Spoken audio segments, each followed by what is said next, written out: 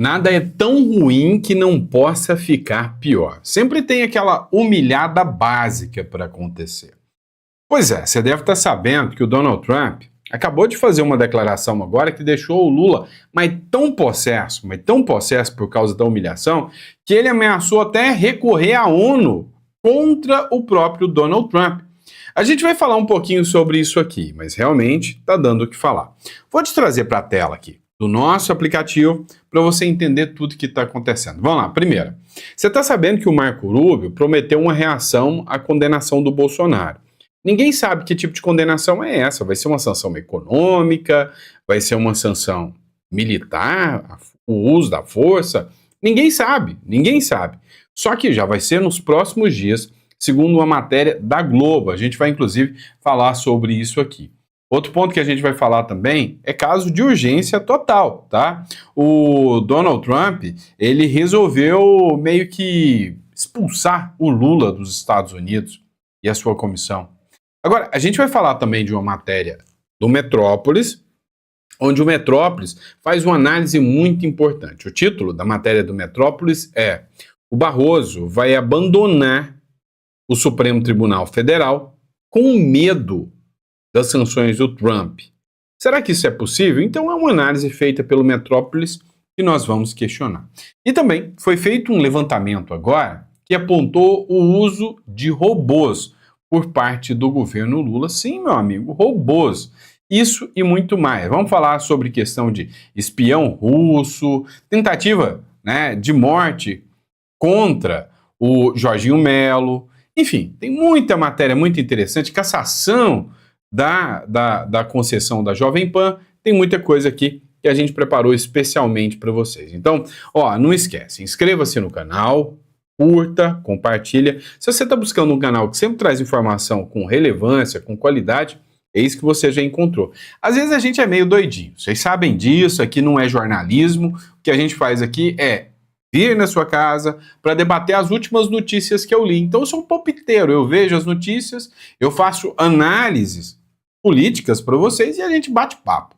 Isso aqui é o seu canal de bate-papo que você já deve estar bem habituado aí, tá bom? Então, mas eu trago informações. Então eu checo as informações, vejo a relevância dessas informações e eu evito que você entre enrascada aí, em cair em blá blá blá de gente que não está comprometido com a verdade. Combinado? Tamo junto? Vamos entender? Então vem comigo, vamos de matéria. Não esqueça de se inscrever no canal, tá bom? Dá uma olhada aqui. Marco Rubio promete reação dos Estados Unidos à condenação de Bolsonaro já nos próximos dias. Já começou a matéria nesse nível já. Rubio promete reação dos Estados Unidos à condenação de Bolsonaro já nos próximos dias. Em entrevista à Fox News, Rubio se referiu aos ministros do STF como, abre aspas, juízes ativistas. Será que ele mentiu quanto a isso? Será que ele está praticando uma calúnia contra os ministros do STF e que os ministros não são ativistas? Qual a sua opinião? Coloca aí no comentário. E diz que são ativistas que perseguiram o Bolsonaro. Ele também afirmou que a corte tentou punir cidadãos americanos por meio de medidas extraterritoriais. Abre aspas. Portanto, haverá uma resposta dos Estados Unidos a isso. E teremos alguns anúncios já na próxima semana sobre quais medidas adicionais pretendemos tomar.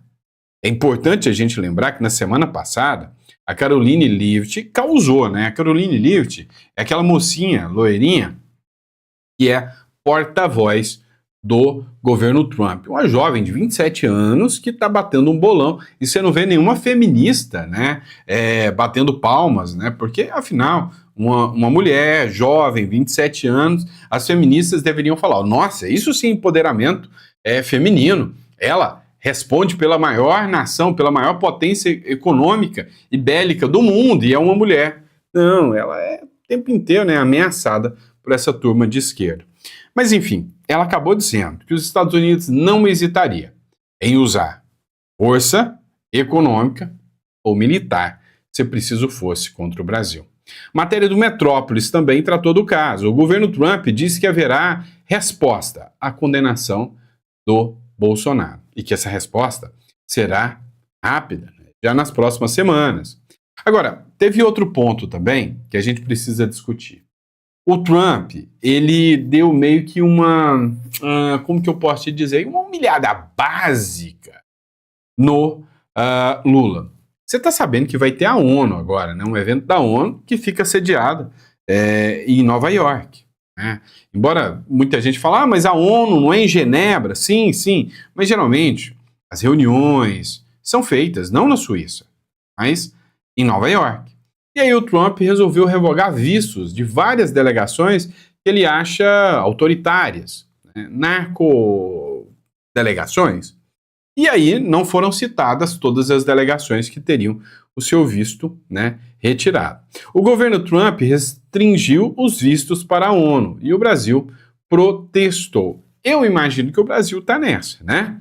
O governo Trump restringe vistos para a Assembleia Geral da ONU e Brasil avalia recorrer.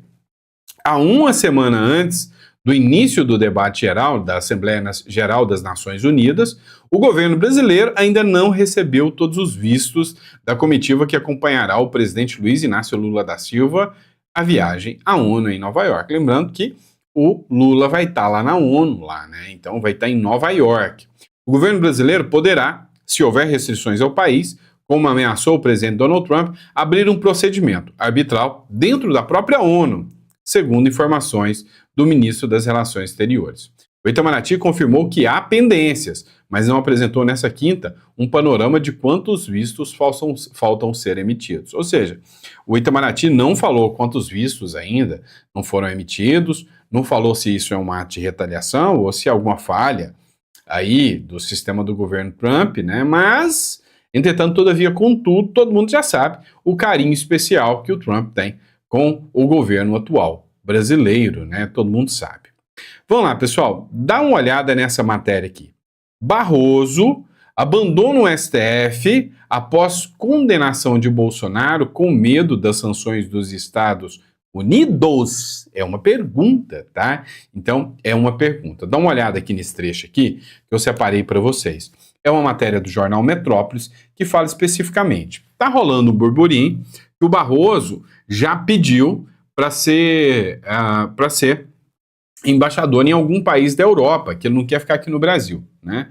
Engraçado que para Cuba, ninguém quer ser embaixador de Cuba, né? Dá uma olhada na matéria aqui e acompanha comigo. Que existe a possibilidade do ministro Barroso deixar a corte. A gente já havia discutido isso aqui no programa, a Andresa até disse, acho difícil porque ali há muita vaidade envolvida, muito difícil deixar um cargo de ministro do Supremo Tribunal Federal, mas fato é que houve esse burburinho e a gente sempre diz que no jornalismo, onde há fumaça, há fogo. Mas ela falou bem, há muita mesmo, vaidade envolvida, isso é fato, né? Existe essa possibilidade? Existe sim. E de onde veio essa fumaça? O próprio ministro Barroso mencionou em certo momento essa possibilidade de, depois da presidência, ele esperar algum tempo e se aposentar para se dedicar a uma das suas paixões, que é estudar e a carreira acadêmica. É claro que de lá para cá, muita coisa mudou na sua própria vida pessoal e também no cenário político, né? Nós estamos falando talvez de uma eventual aposentadoria, não agora neste ano, mas no começo do ano que vem, e no momento de conflito, de processo eleitoral, que pode fazer com que seja difícil, inclusive, que a sua vaga seja preenchida numa indicação pelo presidente Lula. Afinal de contas, pode ser que a saída dele seja no meio do processo eleitoral. Então, isso poderia dificultar o processo e pode ser que ele avalie a possibilidade de estender isso no tempo. De uns tempos para cá, ele veio dizendo que não, que a intenção dele não é sair, mas eu sinceramente acredito sim na possibilidade, mas como não é uma obrigação, ele escolhe o momento de se aposentar, eu acho que a gente tem que esperar para ver qual vai ser a disposição dele e mais, a circunstância política do momento. O ministro Barroso deixaria a presidência agora, em setembro, final de setembro, e se aposentaria com os Estados Unidos ameaçando aplicar uma lei Magnitsky contra os integrantes do Supremo? Faz sentido ele ficar exposto a isso sem nenhum tipo de proteção institucional? porque também ninguém acredita que se o ministro Barroso se aposentar, os Estados Unidos vão dizer, bom, já que ele não é mais ministro, não aplicaria uma lei Magnitsky contra ele. Não acredito nessa possibilidade. Então, acho que as circunstâncias fazem muita diferença e a gente vai ter que esperar o timing do próprio ministro Luiz Roberto Barroso. Mas eu, sinceramente, estou com você, onde há fumaça a fogo, e ele próprio avaliava essa possibilidade no passado, deixou isso um pouco em banho-maria, mas eu acho que as circunstâncias podem ditar a sua decisão. Ditar a sua decisão. Então, eu também penso mais ou menos nesse sentido aí, tá? Eu, para ser sincero com vocês, eu também acredito que o Barroso, ele pode sair. Ele quer sair, nem era o interesse total do Barroso permanecer ad infinito no STF, ele já tinha dito que queria sair, se nomeiam ele como embaixador de algum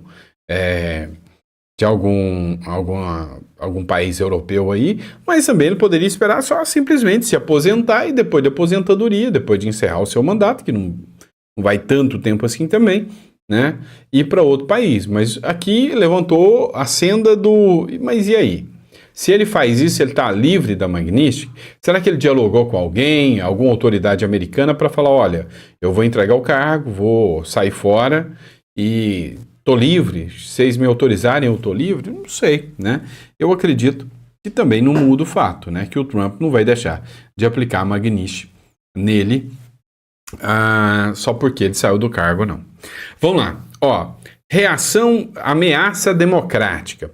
O STF diz bloquear as emendas se a anistia for aprovada. Vamos lembrar a primeira coisa. O STF, essa é matéria do Metrópolis também. O STF, primeiro, disse que se vier sanções dos Estados Unidos, eles prendem o Bolsonaro na papuda. Agora, eles dizem que se um projeto de lei for aprovado, eles vão, com ação, bloquear emendas. O Flávio Dino bloqueou algumas emendas hoje. Você entende que as decisões do STF dependem da maré política? Não, se a maré política está para esse lado, a decisão é essa. Então, eles deveriam pedir votos, participar do processo eleitoral e pedir votos, e não tomar decisões. Acompanhe aqui esse vídeo comigo. O STF já prepara um contra-ataque caso o Congresso Nacional aprove a anistia a 8 de janeiro. O clima entre o Supremo Tribunal Federal e o Congresso pode esquentar ainda mais nas próximas semanas, com partidos do Centrão declarando apoio à ideia de anistiar os condenados pelos atos golpistas do 8 de janeiro. Ministros do STF já preparam uma reação. Um dos planos seria o Supremo derrubar as chamadas emendas impositivas, aquelas que o governo é obrigado a pagar aos parlamentares. Essas emendas, vale lembrar, já estão sendo analisadas em ações relatadas pelo ministro do STF, Flávio Dino. O ministro, inclusive, chegou a suspender parte do pagamento dessas emendas em 2024, alegando falta de transparência. Em outra frente de reação, ministros do STF têm sinalizado a líderes políticos que, se a anistia for aprovada pelo Congresso, o Supremo deve considerá-la inconstitucional. A justificativa dos ministros é de que crimes contra o Estado democrático de direito não podem ser perdoados de acordo com a Constituição. Em resumo, se o Congresso insistir na anistia, o Supremo já tem as cartas na manga para reagir. E a disputa promete ser intensa. Quer saber outros bastidores? Acompanhe a coluna Igor Gadelha no portal Metrópolis. Em resumo, não tem lei mais no Brasil. A lei é clara, ela é evidente. Um juiz não pode se manifestar fora dos autos sobre um processo que vai cair na mão dele. Já começa por aí o tamanho do absurdo. É absurdo, é irracional. Começamos por aí, tá? Agora, outro ponto que a gente pode falar aqui, nós não temos um texto de lei. Não se sabe nem o que vai ser anistia. E eles já disseram que é inconstitucional. Terceiro, o artigo 85 da Constituição, ele trata, o artigo 5º da Constituição, ele é muito claro sobre os crimes que são insuscetíveis de anistia. Ele é um rol taxativo, ele não é exemplificativo. Ele é um rol que fala, ó, tráfico, tortura, terrorismo, crimes hediondos, estes são insuscetíveis de anistia. Para que eles fossem classificados, um crime de atentado democrático ao Estado de Direito seja classificado como hediondo, é o legislador que tem que mudar. Para que possa incluir o crime de abolição do Estado Democrático de Direito. Dentro desse rol, é o legislador que tem que mudar. Então o STF está atropelando coisas que não é da atribuição dele. Né? É um absurdo. Vamos lá, essa matéria aqui vale a pena, né? Matéria da Veja. Levantamento aponta atuação de milícia digital e robôs pró-Lula nas redes sociais. Estudo feito com a plataforma Bandwatch mostra que perfis favoráveis ao governo chegam a 1.000 posts diários e buscam atacar rivais, como o Tarcísio de Freitas. Como é que chamava, hein? Gabinete do amor? Gabinete da ousadia. Não. Gabinete do ódio. É isso que chamavam, né? Aí eles acusavam que o governo Bolsonaro utilizava robôs. Se isso é verdade, você não acha que toda a chapa do PT tem que ser levantada? Você não acha que tem que descobrir quem é que está fazendo, né, esse crime contra o Estado Democrático de Direito? Ora bolas! Se a direita fazendo é um crime contra o Estado Democrático de Direito, se a esquerda fazendo é uma ação pró-democracia, vocês viram o tamanho da hipocrisia dessa turminha? Left people, né? Vamos lá, pessoal. Nem tudo está perdido dentro do jornalismo, né? O Mário Sabino fez uma matéria que disse o seguinte: ao Charlie Kirk, esquerda chafurda no ódio e Peninha foi longe demais. Cara, chegou ao nível do compositor Peninha. Compositor, não é esse cara aqui não, tá? Esse escritor não. Quer dizer, mas esse escritor é uma vergonha, né? Não é esse sujeito, não. O Peninha tem que vir às redes sociais e falar: gente, vocês estão me atacando, eu sou o Peninha, compositor, eu não tenho nada a ver, eu repudio as falas daquele sujeito lá, só tem o mesmo nome, né, artístico que o meu. Agora, presta atenção, esse cara aí, esse tal do Peninha, que falou que amou a morte do Charlie Kirk, quer a morte da Campagnolo, quer a morte de todos os catarinenses, que odeia. Esse cara tinha um contrato milionário com a Caixa Econômica Federal, segundo informações que eu tive, né? Não sei se é oficial, mas eu creio que sim, se eu não me engano eu vi isso na Record, tá? Tinha um contrato milionário com a Caixa Econômica para revisar todos os livros da Caixa, né? Todos os textos da Caixa, tinha um contrato milionário. Agora, eu começo a perceber o seguinte: será que esses contratos são para fomentar o ódio? O que é isso? Imagina, que tipo de escrita sai da cabeça de um sujeito desse?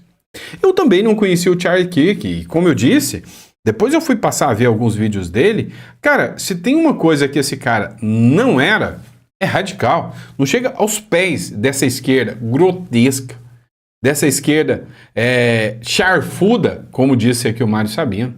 Essa é a verdade, mas eles foram expostos, né? O podcast Nós na História, criado em 2021 e integrado por Eduardo Bueno e Peninha, ao lado de Luciano Potter e Arthur Gubert, foi suspenso após a repercussão negativa das declarações do historiador sobre a morte do influenciador norte-americano Charlie Kirk, né? Matéria da Gazeta do Povo. Peninha perde mais um contrato com interrupção do podcast nas redes sociais. Isso é pouco, tem que ser muito pior do que fizeram com o Monark. O Monark não desejou a morte de ninguém, falou besteira. Por falar besteira, a esquerda destruiu a vida daquele cara. Agora esse aqui desejou a morte de um monte de pessoas. Confessou crime ao vivo, que online a esquerda nunca fez. Eu joguei o carro em cima de umas velhas, caquéticas, catarinenses. Deplorável, mas deplorável o que a esquerda tem hoje como intelectuais, escritores intelectuais da esquerda. Isso é uma vergonha, isso sim, tá? Eu acabei invertendo aqui, mas dá uma olhada nessa matéria. Matéria da Mirelle Pinheiro.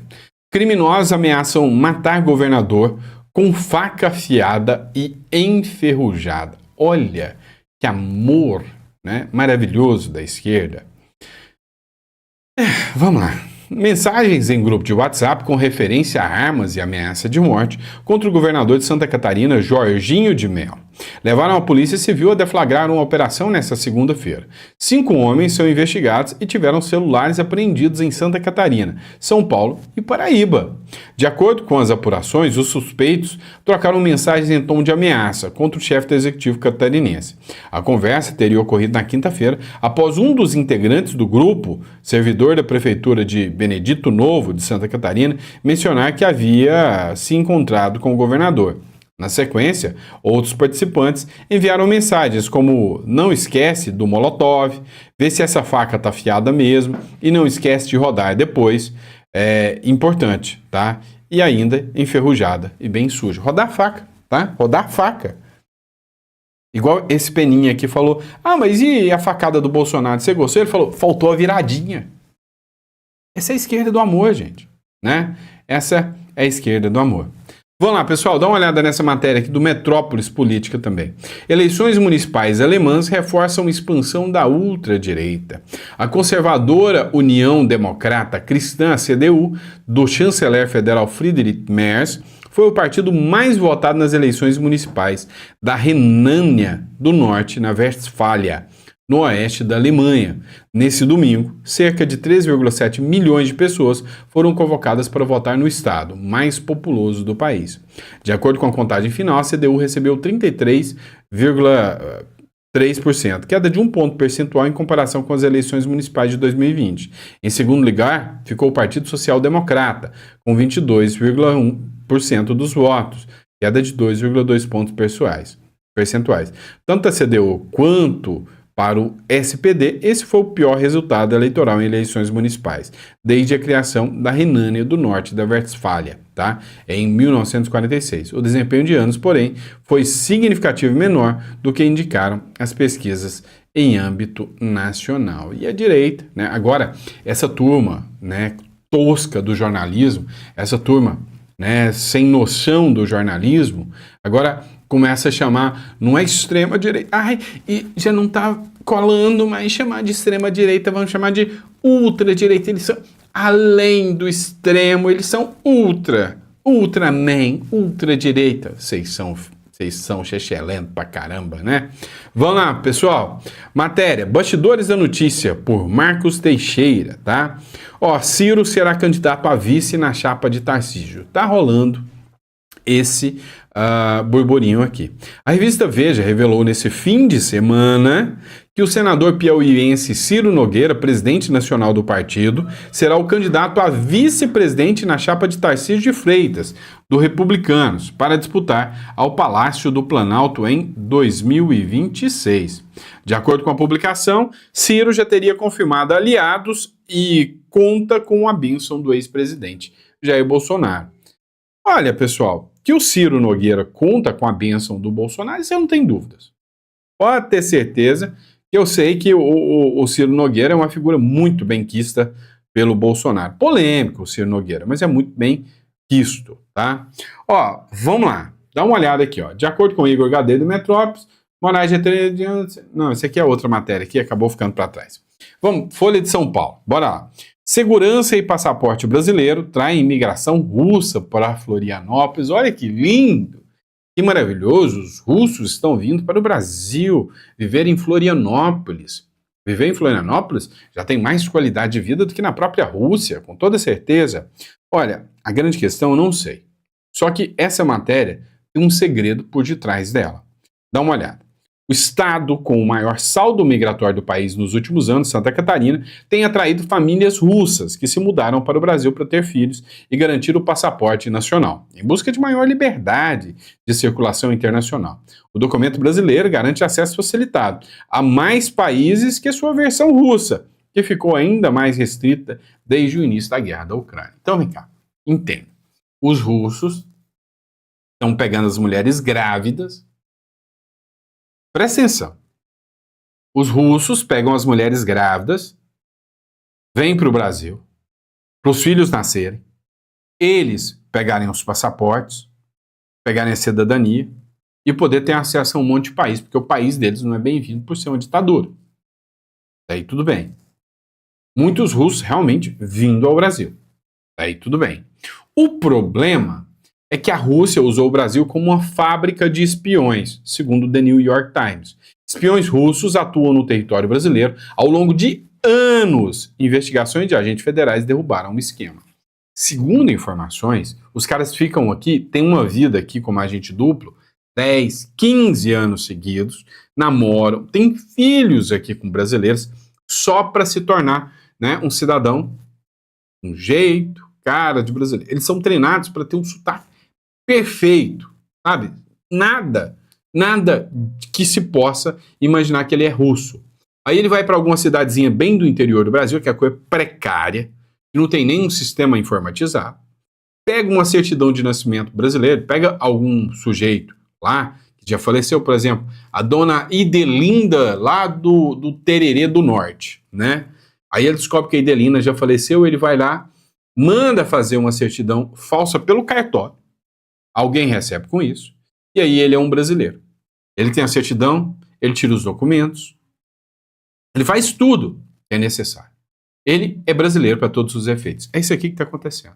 E agora, eu te digo uma coisa. Os russos, eles preparam por anos e anos, o projeto deles é de longo prazo. Os chineses, o projeto deles é de longo prazo. Então eles vêm para cá, se fazem passar pelos brasileiros, se tornam brasileiros e se tornam espiões. Isso é o que está acontecendo, na verdade. Vamos lá, dá uma joiada nessa matéria aqui, que isso aqui é importante, tá? Matéria do Metrópolis, do Fábio Serapião.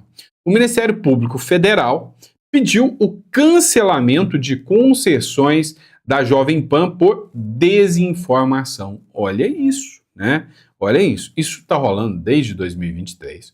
Né? Fizeram uma pressão gigantesca contra a Jovem Pan logo no período eleitoral, né? Desmonetizaram, não, fizeram uma perseguição fascista contra a Jovem Pan. Falei igual esquerdista. Fascista, né? Falei igual esquerdista agora. Mas fizeram, acuse-os do que você é. E aqui não foi fascismo, né? A perseguição que eles fizeram contra a Jovem Pan. Até que a Jovem Pan hoje está esquerdinha, gente.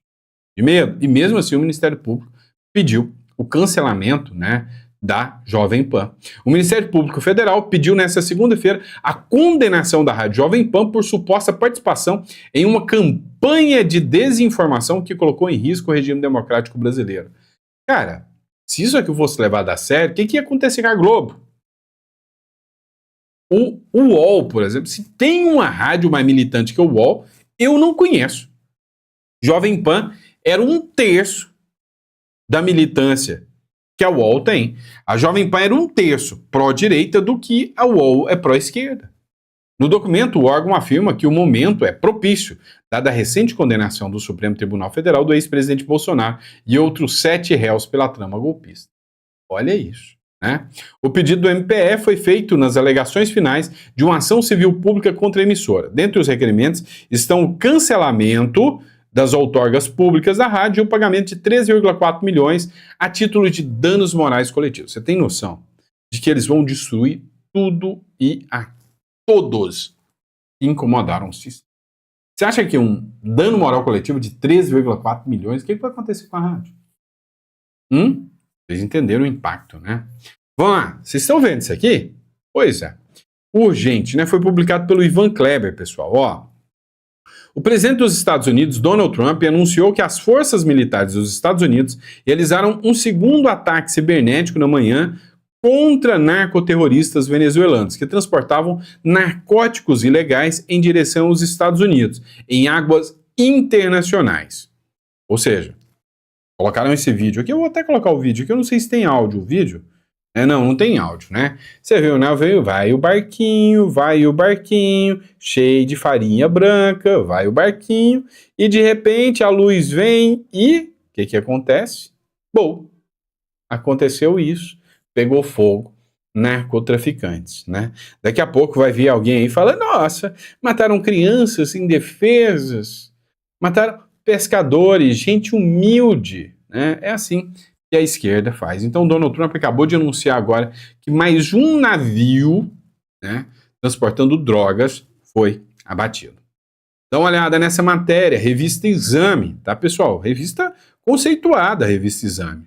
O governo Putin afirma que a OTAN já está de fato em guerra com a Rússia. Olha só, a OTAN se encontra de fato em guerra com a Rússia. Segundo afirmou nesta segunda-feira o porta-voz do Kremlin, Dmitry Peskov, ao confirmar a ajuda ocidental à Ucrânia. Abre aspas. A OTAN está em guerra com a Rússia. Isso é óbvio, o que não requer provas adicionais, disse o Peskov em sua coletiva de imprensa. Quando ele argumenta isso, um sinal vermelho foi aceso aqui, porque ele é uma figura, né, que é o porta-voz da Rússia.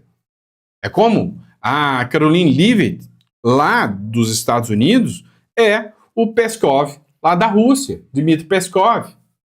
Então, é a fala oficial da Rússia dizendo o seguinte: meu amigo, estamos guerreando. Ué, mas como assim, sem declaração de guerra? Estamos guerreando.